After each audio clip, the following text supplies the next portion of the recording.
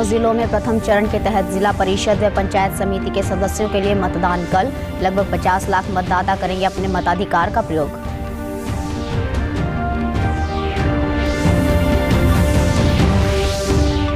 हमारी पंचायत पोर्टल पर देखी जा सकेंगी पंचायत चुनाव की गतिविधियां। मतगणना के दिन ई डैशबोर्ड पर देख सकते हैं चुनाव परिणाम।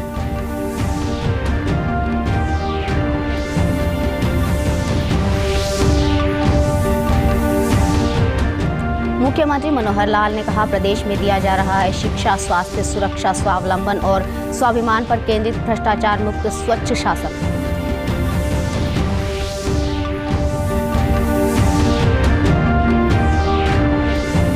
और प्रधानमंत्री नरेंद्र मोदी कल आकाशवाणी पर मन की बात कार्यक्रम में अपने विचार करेंगे साझा। आकाशवाणी और दूरदर्शन के समूचे नेटवर्क पर होगा कार्यक्रम का प्रसारण।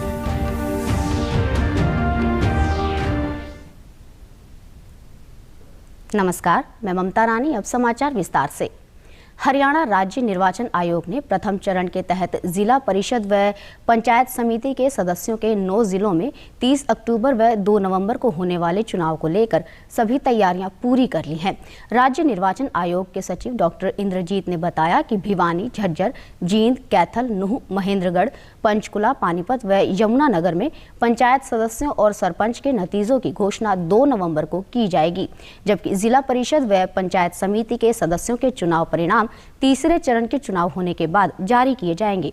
उन्होंने बताया कि प्रथम चरण के चुनावों में कुल 49,67,092 मतदाता हैं और कुल 6,019 पोलिंग बूथ बनाए गए हैं। इसमें कुल 1273 संवेदनशील और 1651 अति संवेदनशील पोलिंग बूथ है। लगभग 30,000 कर्मचारियों व करीब 20,000 पुलिसकर्मियों को निष्पक्ष चुनाव कराने के लिए तैनात किया गया है। जिला परिषद और पंचायत समिति के लिए इलेक्शन है, जबकि पंच और सरपंच के लिए 2 नवंबर को ये चुनाव होगा। ये जो 9 डिस्ट्रिक्ट हैं, यहाँ पर जो पंच और सरपंच का है 2 नवंबर को इलेक्शन, उसकी काउंटिंग वहीं पर पोलिंग के बाद कर दी जाएगी, जबकि जिला परिषद और पंचायत समिति की जो काउंटिंग है 3rd फेज के इलेक्शन के बाद पूरे हरियाणा के साथ ही करवाई जाएगी। राज्य निर्वाचन आयोग ने सभी 9 जिलों के मतदाताओं से अपील करते हुए कहा कि सभी अपने मत का इस्तेमाल अवश्य करें। सभी ग्रामीण मतदाता बढ़ चढ़कर चुनावों में मतदान करें। इन चुनावों में नोटा का भी प्रयोग किया गया है। मैं सभी से ये अपील करना चाहूँगा कि ये 9 जिले के अंदर जो 30 अक्टूबर और 2 नवंबर को चुनाव होने जा रहा है, तो जितने भी ग्रामीण वोटर हैं वो बढ़ चढ़ के हिस्सा लें निष्पक्ष तौर पर, क्योंकि साथ में इसमें नोटा का भी ऑप्शन है कि अगर कोई ये चाहता है, देखता है कि मैं किसी को वोट नहीं देना चाहता, तो वो बूथ पे जाए और नोटा का बटन दबा करके अपने वोट का इस्तेमाल करें, लेकिन हम वोट डालने के लिए अवश्य जाएं। वहीं प्रदेश के निर्वाचन आयुक्त धनपत सिंह ने कहा है कि इस बार पंचायत चुनाव की गतिविधियां हमारी पंचायत पोर्टल पर देखी जा सकेंगी। प्रदेश में कहीं भी इंटरनेट के माध्यम से हमारी पंचायत पोर्टल पर मतदान प्रतिशत को देखा जा सकेगा। वहीं मतगणना के दिन ई डैशबोर्ड पर नतीजों को देख सकते हैं।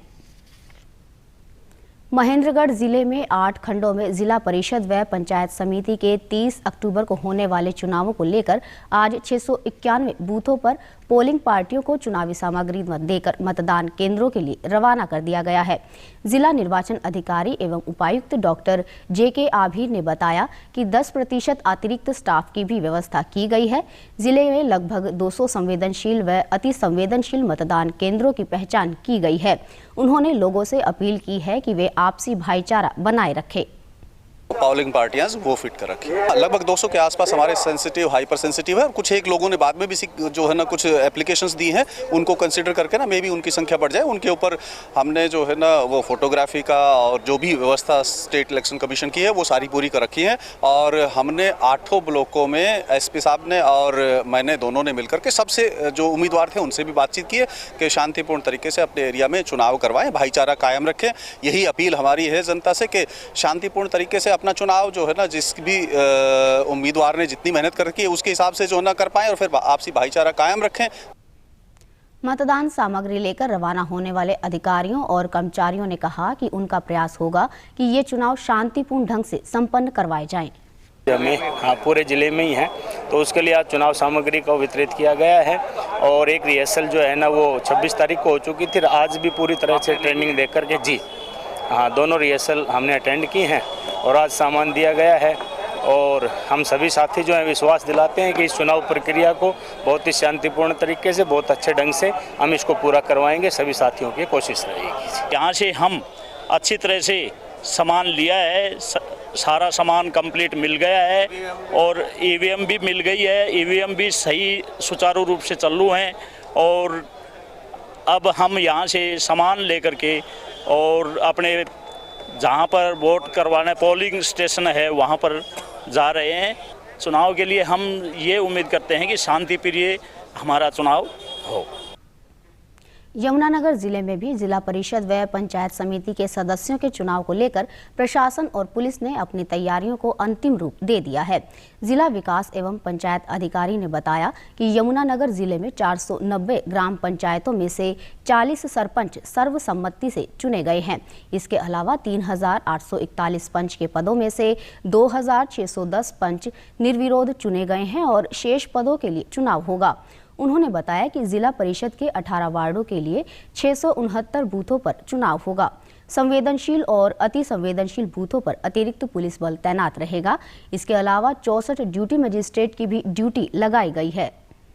कर्मचारी रहेंगे और हर ड्यूटी मजिस्ट्रेट के साथ भी जो एसपी साहब की तरफ से वहाँ पर पुलिस के अधिकारी उनके साथ रहेंगे, ताकि किसी प्रकार की कानून व्यवस्था में कोई दिक्कत आती है तो वो उसको संभाला जा सके।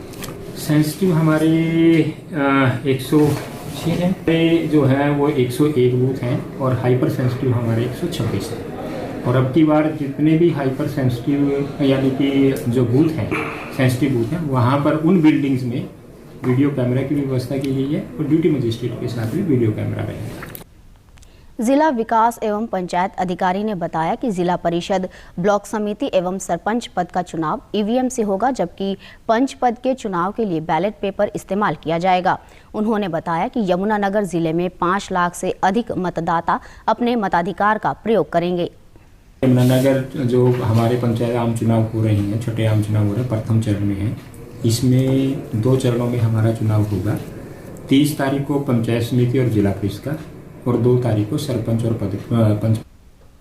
मुख्यमंत्री मनोहर लाल ने कहा है कि प्रदेश सरकार ने भ्रष्टाचार मुक्त और स्वच्छ शासन दिया है।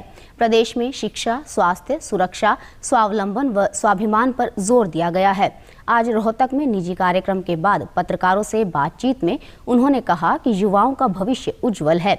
युवाओं के लिए प्रदेश में रोजगार के नए नए अवसर मौजूद हैं और हर वर्ग सरकार से संतुष्ट है। उसका भविष्य उज्जवल है और उसके चाहे शिक्षा है, चाहे उसका स्किलिंग है और चाहे खेल के नाते से उसका जो भविष्य है, इस प्रकार से युवाओं का रोज़गार, ये सब बातें हमारे ध्यान में हैं और हम लगातार उस पर लगे हुए हैं। हमारे यहाँ कुल मिलाकर के प्रदेश का हर वर्ग वो हमारी सरकार से संतुष्ट है, ऐसा मेरा मानना है। अच्छा, हमने 5S जैसे मैंने कहा, शिक्षा, स्वास्थ्य, सुरक्षा, स्वावलंबन और स्वाभिमान, इसके ऊपर सब लोगों को लाने की कोशिश की है। हरियाणा की बात हमने की है। हरियाणा में कभी भी हमने इस प्रकार के क्राइम और करप्शन और कास्ट, इन सब चीज़ों से दूर रखा है और आगे भी कभी इन चीज़ों को पनपने नहीं देंगे।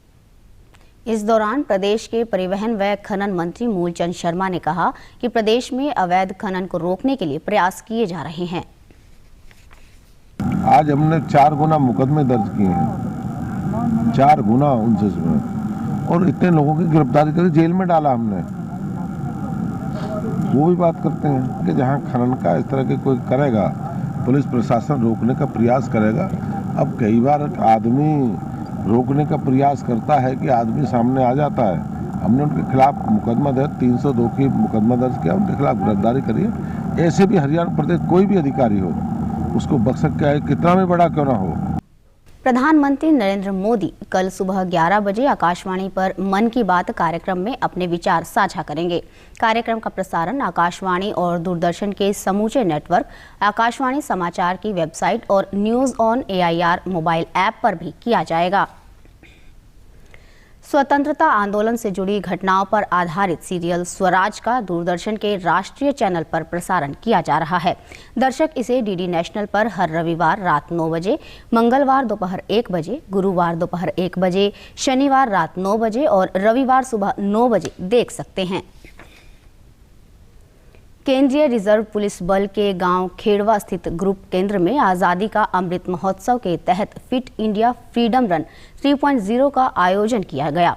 इस मौके पर मुख्य अतिथि मिस्टर यूनिवर्स प्रवीण नांदल ने कहा कि शारीरिक फिटनेस पर हर व्यक्ति के लिए बहुत ही ज़रूरी है, क्योंकि अगर हम फिट होंगे तो ही हम हर कार्य को आसानी से पूरा कर पाएंगे, साथ ही देश सेवा में योगदान दे पाएंगे।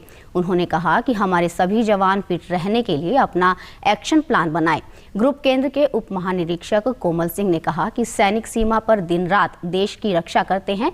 वे प्रतिदिन व्यायाम कर अपने शरीर को फिट रखते हैं। फिट इंडिया फ्रीडम रन में ग्रुप केंद्र की 220 बटालियन के अधिकारियों, अधीनस्थ अधिकारियों, जवानों और खिलाड़ियों ने भाग लिया और दूसरे लोगों को भी फिट रहने के लिए प्रेरित किया। प्रदेश सरकार द्वारा राज्य के सभी नागरिक अस्पतालों में डेंगू की जांच के लिए फ्लू कॉर्नर की सुविधा उपलब्ध करवाई गई है। साथ ही नागरिक अस्पतालों और मेडिकल कॉलेजों में डेंगू टेस्ट की सुविधा भी निःशुल्क उपलब्ध है। प्रदेश के वेक्टर जनित रोग विभाग के निदेशक ने बताया कि राज्य में डेंगू की बीमारी अब नियंत्रण में है। प्रदेश में इस वर्ष डेंगू से 4115 लोग प्रभावित हुए हैं और 10 लोगों की मौत हुई है। पंचकुला, हिसार, गुड़गांव, अंबाला और पानीपत में डेंगू के सर्वाधिक मामले सामने आए हैं। डायरेक्टर बीबीडी जो हमारे पास केसेस है पूरे हरियाणा में, अब सिचुएशन 4115 केसेस हैं और इसको कंपैरिजन करें हम पिछले इन्हीं दिनों में तो केसेस 5000 से ऊपर थे। तो स्थिति हरियाणा में as far as dengue is concern under control है। और क्योंकि सिचुएशन को पूरा हरियाणा में एनालिसिस करते हैं तो सिर्फ 5 ज़िले ऐसे हैं जिनके अंदर केसेस की अधिकता रही है, जो प्राइमरली हमारा पंचकुला है। As compare to the last year वहाँ आज के दिन 500 केसेस थे और अब जो है केसेस वहाँ पे 1500 करीब है। कहीं यहाँ पे केसेस तकरीबन 3 गुना बढ़े हैं। और बाकी रेस्ट ऑफ हरियाणा में जो सेकंड नंबर पे है वो हमारा हिसार है। इन केसेस को मिला करके हमारे जो केसेस हैं वो 4115 है। आज का डाटा अगर कन्फर्मेटरी हम देखें तो पूरे हरियाणा में हमारे पास 10 डेथ है आज की तारीख में। निदेशक ने बताया कि डेंगू बीमारी में पहला लक्षण बुखार है, इसलिए किसी भी प्रकार का बुखार आने के बाद चिकित्सक से अवश्य संपर्क करें। जहां भी पानी एकत्रित होता है उसे सप्ताह में कम से कम 1 बार साफ करें।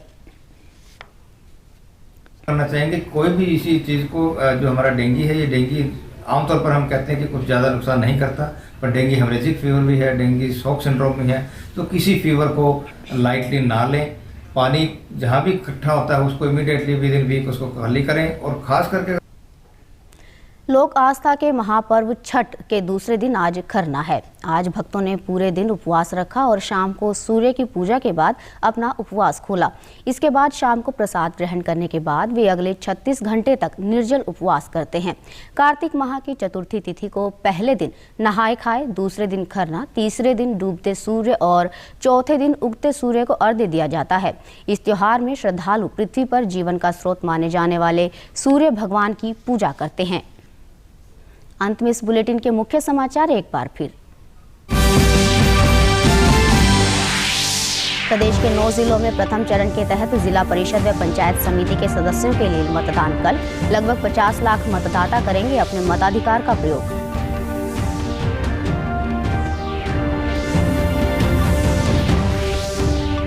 हमारी पंचायत पोर्टल पर देखी जा सकेंगी पंचायत चुनाव की गतिविधियां। मतगणना के दिन ई डैशबोर्ड पर देख सकते हैं चुनाव परिणाम।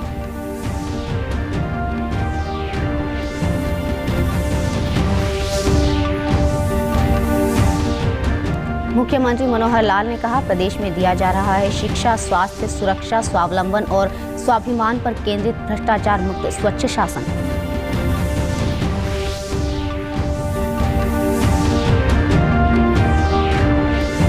और प्रधानमंत्री नरेंद्र मोदी कल आकाशवाणी पर मन की बात कार्यक्रम में अपने विचार करेंगे साझा।